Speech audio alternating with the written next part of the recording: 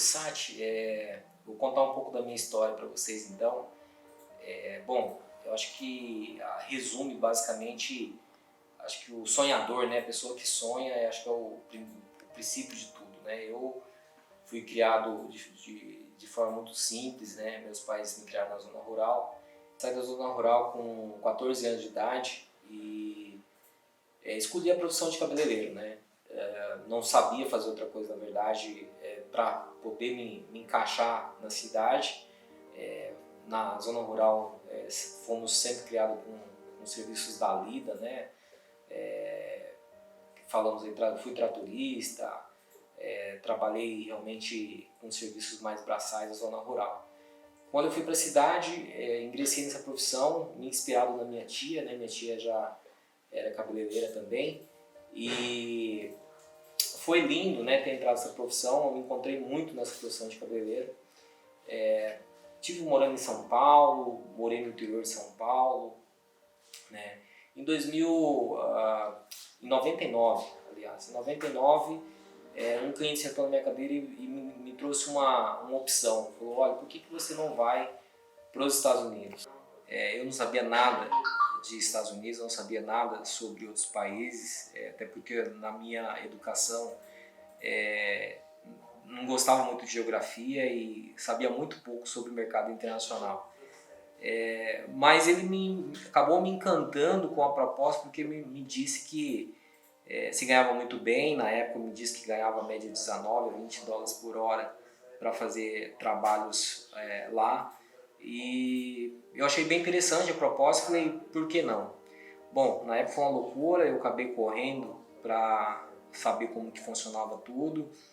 Eu não tinha dinheiro para viajar, acabei vendendo pertences pessoais como aquário, computador que eu tinha, coisas que eu tinha acumulado ao longo desses anos, para poder realmente conseguir comprar passagem, tirar o visto para poder viajar. Foi uma loucura, eu só tinha 19 anos de idade, fui para os Estados Unidos então, com 19 anos de idade. Foi a primeira vez que eu imigrei para os Estados Unidos. Para fazer o quê? Para fazer o que aparecesse na frente. Não tinha uma escolha de um trabalho, apesar de eu já ser cabeleireiro.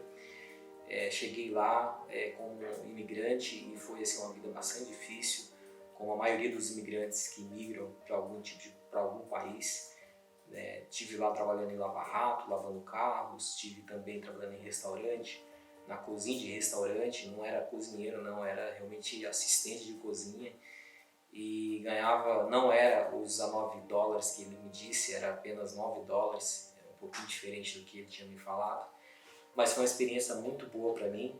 E depois de uns 2 meses que eu estava lá, que eu tive a oportunidade de buscar realmente o meu segmento, que é a área de beleza. E lá tive a oportunidade de fazer vários cursos nos Estados Unidos.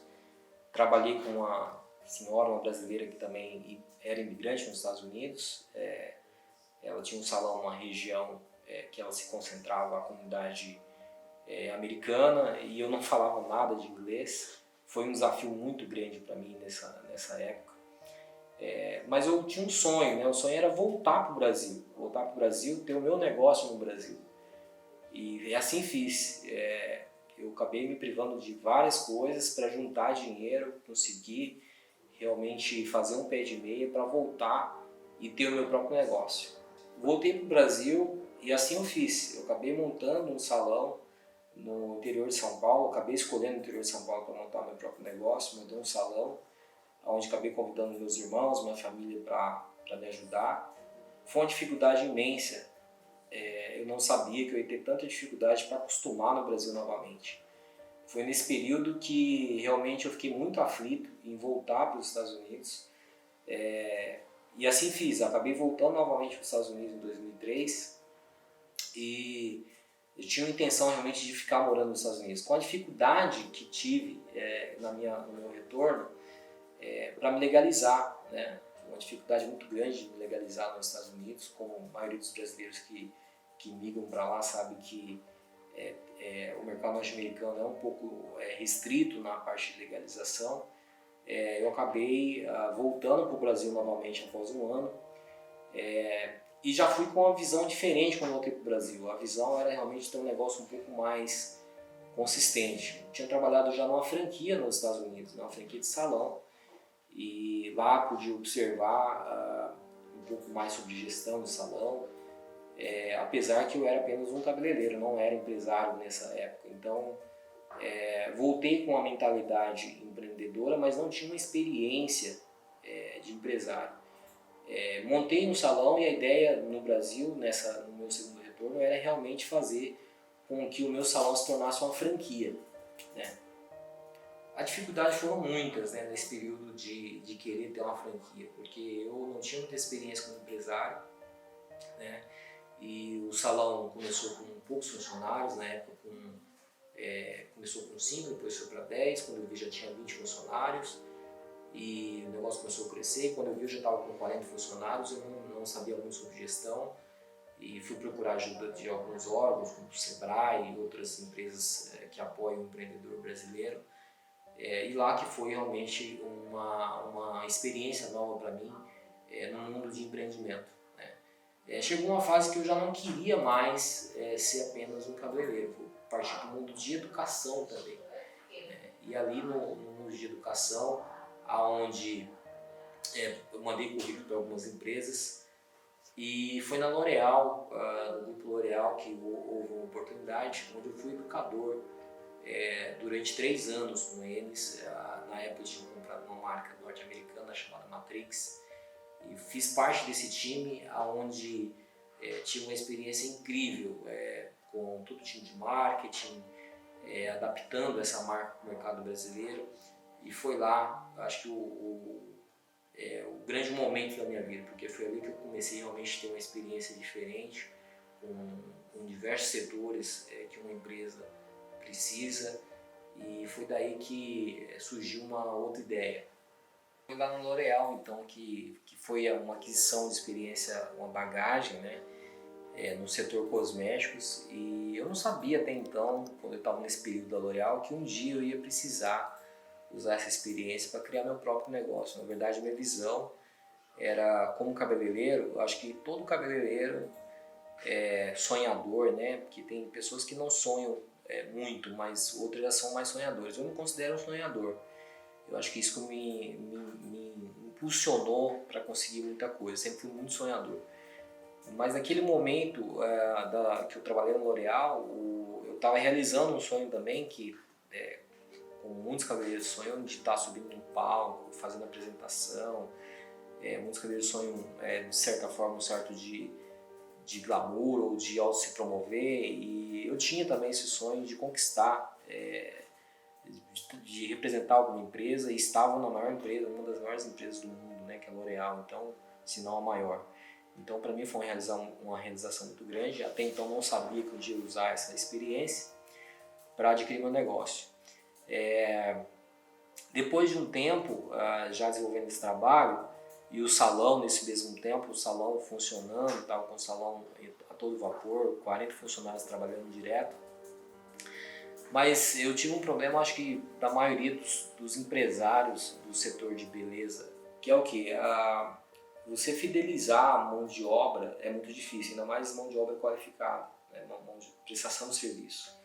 Eu acho que toda área que é prestação de serviço tem dificuldade de fidelizar funcionário, até porque, voltando a falar do sonho, eu acho que todo mundo que trabalha para alguém, muitas vezes tem um sonho de ter seu próprio negócio. E falando da prestação de serviço, acabamos caindo nessa vertente, que os profissionais que trabalham no salão de beleza, em algumas vezes, ou a maioria das vezes, sonham de ter o seu próprio negócio. E eu sofri muito isso. Quando eu tive no meu salão, muitos dos profissionais que trabalhavam comigo tinham uma validade ali dentro do salão, ou seja, 1 ano, 2 anos ou 3 anos, eles pegavam a malinha e saíam. Isso quando não se juntavam, meio que ali combinavam entre eles, e às vezes acabavam saindo e montava um salão, muitas vezes até próximo do meu, e acabavam levando clientes. Já aconteceu algumas vezes isso comigo, e eu acabei ficando um pouco desanimado no Brasil novamente. Fiquei um pouco infeliz, né, de estar tentando construir algo grande, mas de certa forma eu percebi que eu estava tendo dificuldade de gerir essa equipe, né? Apesar que eu tinha gerente nesse período, também tinha gerente no salão, mas era uma dificuldade que eu percebi que eu tinha. Nesse momento, eu acabei tendo uma observação, né? Eu fui buscar conhecimento em outras áreas e observei que era possível escalar outros tipos de negócio de forma realmente mais ampla, onde eu não ia me limitar tanto como na área de salão, que de certa forma eu também me limitava, porque toda vez que eu perdia algum profissional, eu acabava tendo que apertar mais a minha agenda para atender mais clientes, mas eu tinha meus limites, né, físicos, né? Ou seja, eu tinha lá uma concentração de pessoas na minha agenda, cheguei a atender 15, 20, 25 pessoas num dia, isso com assistentes, mas eu me limitava no atendimento. Então eu acabei tentando procurar um setor que não me trouxesse esse limite, essa limitação, como na mão de obra, prestação de serviço. E foi aí que eu acabei decidindo, em 2008, retornar para os Estados Unidos, mas eu já fui com outra cabeça, eu já queria não querer ser mais funcionário nos Estados Unidos, eu fui com a ideia de empreender nos Estados Unidos. E por um acaso eu conheci um empresário num órgão que é apoiado pelo governo brasileiro, aliás, é do órgão, faz parte de um apoio do governo brasileiro a empresários brasileiros, que é a Apex Brasil. A Apex Brasil usa sua base em várias partes do mundo, apoiando brasileiros a conduzir os seus negócios em outros países, né? Nessa ocasião, eles tinham uma base em Miami e foi lá que foi promovido um evento chamado Como Ingressar no Mercado Norte-Americano, que era promovido para empresários que queriam emigrar para os Estados Unidos. Então eu participei desse congresso e foi lá que eu fiz uma troca de cartões com alguns empresários e conheci uma empresa brasileira que estava usando a Apex para exportar os seus produtos e coincidentemente era no setor de cosméticos. Houve uma troca de cartões, marcamos uma reunião em Boca Raton, que fica próximo de Miami, e foi lá que nessa reunião que falaram para mim: Vitor, gostamos do seu perfil, se você quiser empreender aqui nos Estados Unidos, nós queremos te apoiar. Era uma marca chamada Hairshine, e fizemos lá uma experiência, me deram o estado de Atlanta, na Geórgia, para fazer distribuição, e foi lá na Geórgia, no ano de 2008, que eu percebi que não era momento de voltar para os Estados Unidos. Estava uma crise muito grande nos Estados Unidos, era a época da crise imobiliária, né? A conhecida bolha imobiliária, e eu senti que não era momento de estar lá. Eu tinha já juntado um recurso para iniciar esse negócio novo nos Estados Unidos, mas percebi que não era realmente o momento. Eu retornei para o Brasil nessa fase. Eu estava ainda com o salão aberto, funcionando, mas eu já sabia o que eu queria. Eu sabia que eu queria ir para uma outra área que não me limitasse o meu crescimento. Eu queria buscar uma área que realmente me desse condição de ampliar os negócios, condições de realmente buscar outras alternativas. Bom, essa mesma marca que eu encontrei nos Estados Unidos marcou uma reunião comigo em São Paulo. Falei para eles que não queria mais morar nos Estados Unidos por conta da crise que estava lá. Eles me ofertaram se eu não gostaria de ter uma marca própria de cosméticos. Então aquela experiência que eu tinha tido na L'Oréal, eu não sabia que um dia eu ia precisar usar aquela experiência. Foi onde eu comecei realmente pensar o por que não começar um negócio novo como esse. E aí foi onde a gente realmente começou no mercado de cosméticos, né? Eu usei tudo que eu tinha aprendido na L'Oréal para começar uma marca própria, né? Então começamos no ano de 2008, a nossa primeira empresa no setor cosméticos, que foi a Versace Hair, né? Quando comecei o negócio, começou muito pequeno, né? O negócio foi de ter que colocar realmente produto no carro e eu mesmo sair vendendo, visitando salões. Mas eu não costumo falar, não sei se foi sorte, mas eu costumo falar que sorte também vem acompanhada eu acho que da mão do homem lá de cima, né? Porque realmente fui muito abençoado por Deus, porque quando eu vi, a empresa estava buscando, dentro do modelo que nós escolhemos, conseguimos fechar distribuidores em várias áreas do Brasil, em várias regiões do Brasil. Em apenas 2 anos de idade dessa empresa, da Visat Hair, a empresa já faturava R$500 mil no Brasil, né? Então, um excelente faturamento.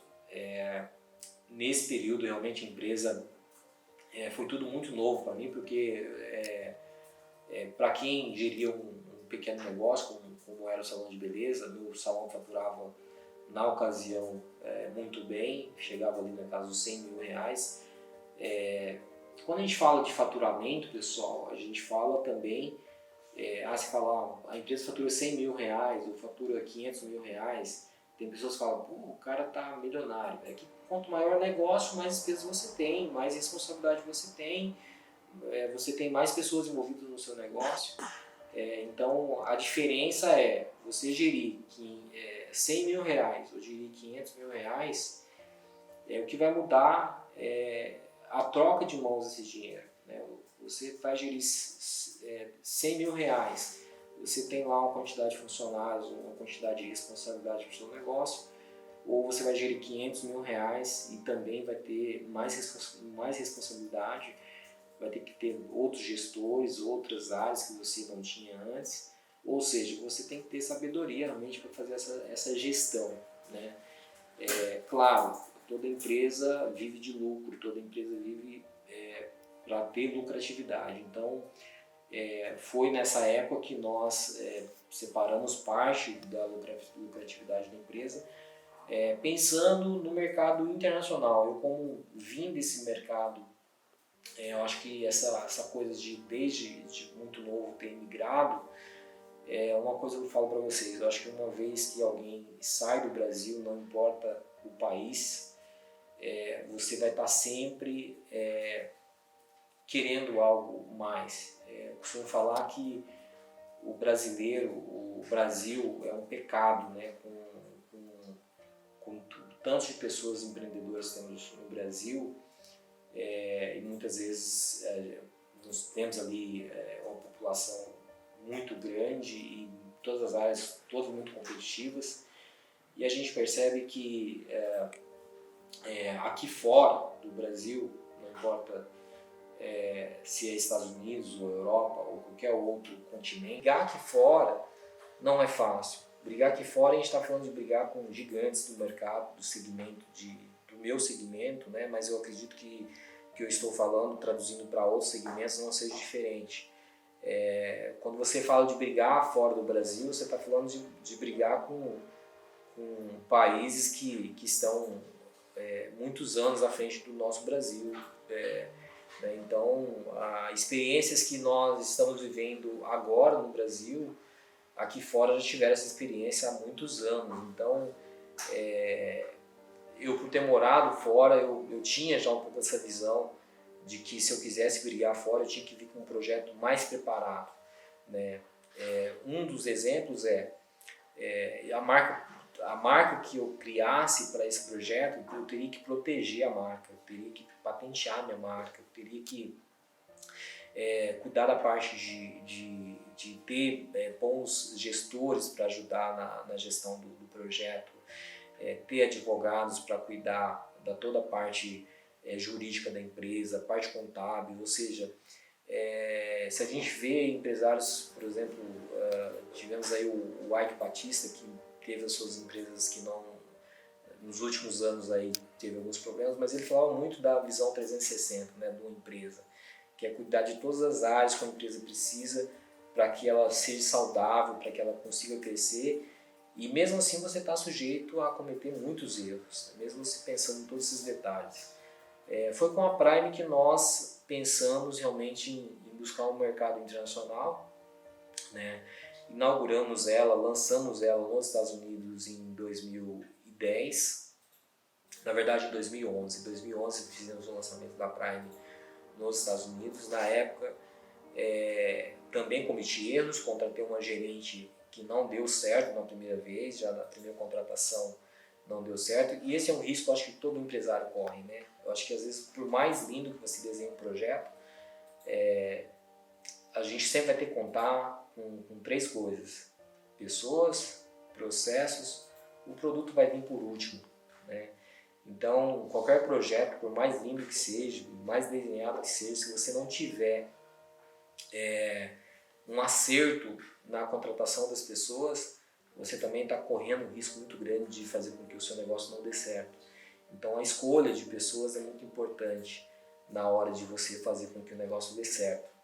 Na hora de escolher esses três fatores aí que são cruciais para o negócio, muitas vezes a gente não acerta, né? Eu cometi o erro de não acertar em algumas contratações na ocasião e decidi abortar o projeto nos Estados Unidos e iniciar ele no Brasil, né? Então a Prime começou nos Estados Unidos, veio com a essência norte-americana, mas acabou indo para o Brasil e nós continuamos o projeto no Brasil. Passamos ali um período também de bastante dificuldade, que a crise no Brasil estava meio que disfarçada, né? Ali você pegou ali 10, 11, 12, 13, 14, o mundo estava com problema e o Brasil parecia que não estava. Mas no fundo a gente estava com problema, veio ali a crise de 2013, onde muitas empresas passaram por muita dificuldade. A nossa empresa, digamos que a Prime nasceu num momento bastante complicado, porque em 2014, já faziam 4 anos que o projeto estava em andamento. Nós também não tínhamos acertado na tecnologia, nós tínhamos cometido falhas em algumas tecnologias que nós tínhamos desenvolvido. Em 2014 foi um ano muito difícil para mim. Eu acho que, como muitos empresários no Brasil passaram por muita dificuldade, eu tive que quase fechar o meu negócio. Em 2014, realmente passei um período assim que eu não desejo para ninguém, não desejo para nem para o meu pior inimigo. A empresa precisou se remodelar, nós já estávamos já numa fase de ter mais de 40 pessoas envolvidas só na área comercial, fora as fábricas. E eu tive que sair de um faturamento, na época a gente já estava faturando R$700 mil no Brasil, e a empresa veio faturar 200 mil, né? Então tinha uma estrutura para 700 mil e de repente a gente faturava só 200 mil, perdemos muitos clientes importantes da empresa, nós acabamos perdendo esses clientes. Eu tive que remodelar toda a empresa novamente, reestruturar todo o negócio, mandei muita gente embora nesse período. Uma realidade de muitas empresas do Brasil nesse período. Foi feito trabalho de casa, acho que como na nossa casa, quando a gente passa dificuldade financeira, nós temos que fazer cortes, né? Cortar o cinema, cortar pizza, cortar várias coisas. Não foi diferente na minha empresa. Nesse período, normalmente a gente teve que cortar tudo que era supérfluo, tudo que podia cortar, a gente cortou. Mas ali em 2014 aconteceu um fato muito interessante. Em 2014 eu participei de uma feira no Rio de Janeiro e foi nessa feira que uma senhora do Oriente Médio comprou alguns produtos que a gente nem vendia muito na época, na ocasião. A gente tinha uma linha de produtos que a gente vendia bem mal, já estava quase para descontinuar essa linha. Mas era uma linha interessante, porque era uma tecnologia que nós apostamos na tecnologia, mas eu acho que no momento que o Brasil estava vivendo, a tecnologia não estava tendo uma aceitação no Brasil. Mas essa senhora comprou os produtos, acho que na época acho que foi coisa de uns 20 ou 40 produtos, colocou para levar na mala, inclusive, para o Oriente Médio, na época para Oman. E depois de 2 ou 3 meses, ela me ligou de lá e me falou que gostaria de fazer um outro pedido daquele mesmo produto. Me chamou a atenção, porque ela era dona de um salão de beleza, então me chamou muita atenção aquele fato de ela estar comprando aquele produto novamente. E foi aonde eu falei com ela, falei como que ela estava usando o produto, perguntei o que ela estava fazendo com os produtos, e ela acabou falando que estava tendo um resultado fantástico, me mandou algumas fotos. Eu falei, será que eu posso visitar a senhora, porque eu quero ver como que a senhora está aplicando o produto? já aproveito para apresentar outros produtos para a senhora. Não sabia nada de Oriente Médio, né? Toda a minha visão de primeiro mundo estava baseada no que eu tinha visto nos Estados Unidos. Mas eu pensei duas vezes, peguei o voo e fui até Oman, e chegando lá tive a experiência de estar no salão dela, ver como que eles estavam aplicando, e percebi que a gente tinha uma grande tecnologia nas mãos e a gente não estava explorando.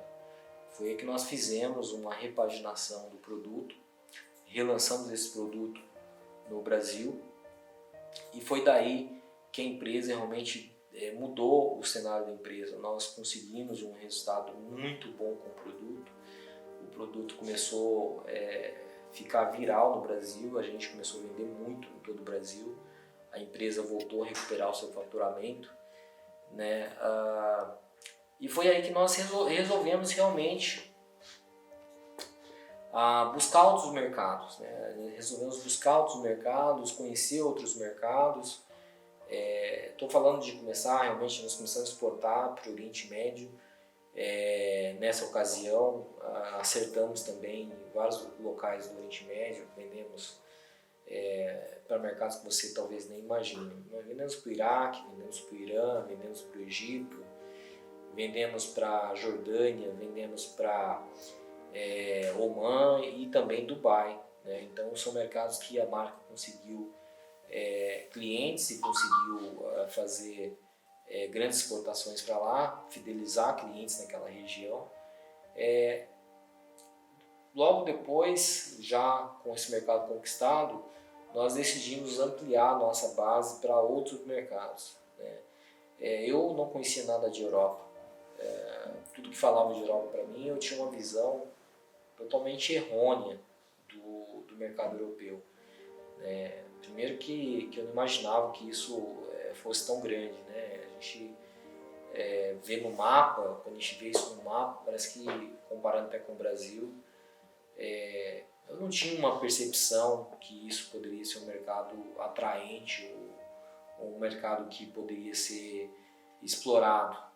Como a gente já estava fazendo esse mercado, já estava com um faturamento interessante, um dia eu resolvi realmente pegar um voo e vim conhecer a Europa.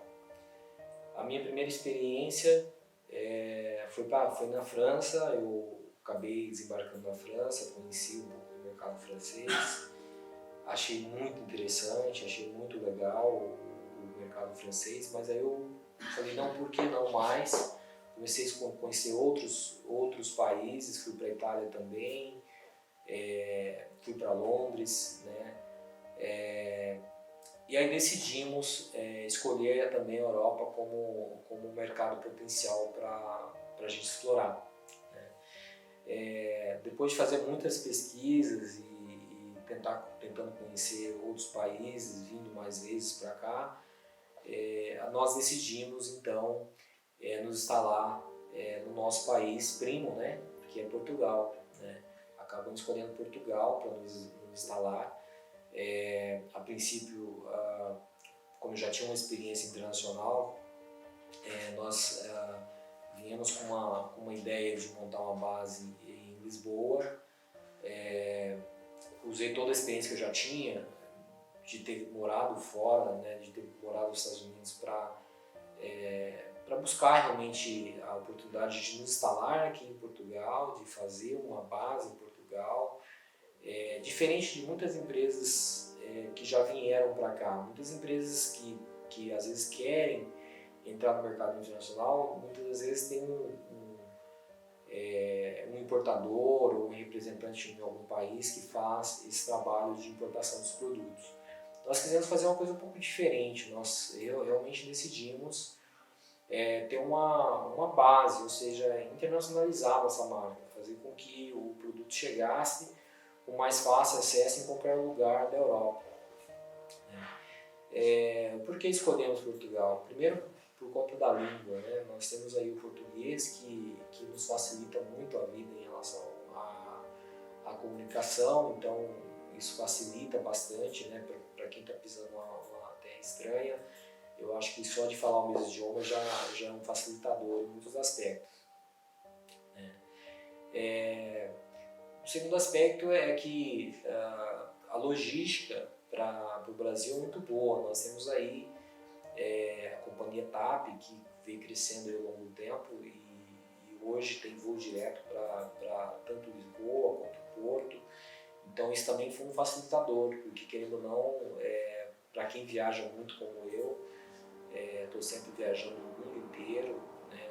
Então pensar na logística é muito importante. Então acabamos escolhendo a princípio Lisboa para nos instalar. Não tivemos muita sorte no primeiro momento. Eu acho que por mais que a gente tenha muitas experiências, como vocês já perceberam com a minha história, bastante coisa aconteceu nesse longo tempo. Eu também tive algumas exceções no início, né? Contratei advogado que não foi assertivo, fui enganado no início, encontrei contador que também não foi muito assertivo, fui por algumas recomendações que me deram e infelizmente não foram muito eficazes as contratações iniciais. Nesse momento, já fazem 2 anos que estamos aqui. Hoje estamos instalados no Porto, região do Porto. Escolhemos o Porto por dois motivos. Um é que aqui o pessoal aqui é muito mais, digamos que, acessível do que o pessoal de Lisboa. A gente percebeu que aqui, por ser interior, o pessoal um pouco mais receptivo, digamos assim, né?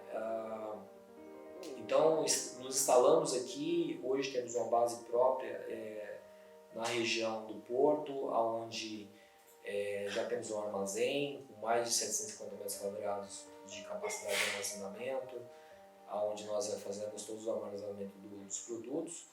E o modelo de negócio é basicamente como no Brasil. Nós fabricamos no Brasil, importamos pela nossa própria base aqui em Portugal, e daqui que nós fazemos todo o trabalho de exportação para os demais países da Europa. Já temos clientes em alguns locais da Europa, temos clientes na Grécia, temos clientes na França, temos clientes na Holanda, temos clientes em Londres, e só começamos. Nós começamos faz muito pouco tempo, né, que esse trabalho. Eu considero que somos ainda um bebê aqui na Europa, mas estou muito feliz com a nossa estratégia, porque eu acredito que, como eu disse antes, o potencial da Europa é muito grande, e para mim, que tenho essa veia empreendedora, eu creio que tem muita coisa para ser conquistada aqui na Europa. Estar aqui em Portugal, eu acredito que, para mim, eu resumo que já me sinto em casa, né? Já estou com a minha residência, foi tirada com mais facilidade, comparando até com outros países que por exemplo, tem amigos que empreendem também, resolveram fazer o que eu fiz no passado, de ir para os Estados Unidos, e teve muito mais dificuldade para se legalizar, que é um outro ponto importante, né? Se a gente não tiver legal no país, se a gente não tiver como se legalizar no país, vai ser muito difícil você conseguir ir para uma outra etapa do seu negócio, porque vai chegar um momento que você vai precisar de documento para fazer as coisas, e aí como que você vai fazer? Então, esse é um pouquinho da minha história. Se você gostou, compartilhe. O pessoal da Freedom vem aí com essa proposta aí de ajudar empresas brasileiras, né, a virem para Portugal, né? Eu particularmente conheço esse pessoal. O pessoal é um pessoal idôneo, e realmente, se você é uma empresa que quer vir para o mercado português, eu recomendo, use o serviço aí da Freedom, que a Freedom tem aí várias áreas do setor para estar dando apoio para qualquer setor do mercado, não só o ramo de cosmético como é o meu, mas tem conhecimento aí que tem outras áreas que eles têm dado total suporte. E com certeza a escolha de uma empresa para dar esse suporte é muito importante. Então, vou deixar aqui o meu abraço para vocês. Espero que vocês gostem da história, e se você ainda não conhece a nossa empresa, é só ir lá no Instagram ou no Facebook, Prime Pro Streaming, fazendo a cabeça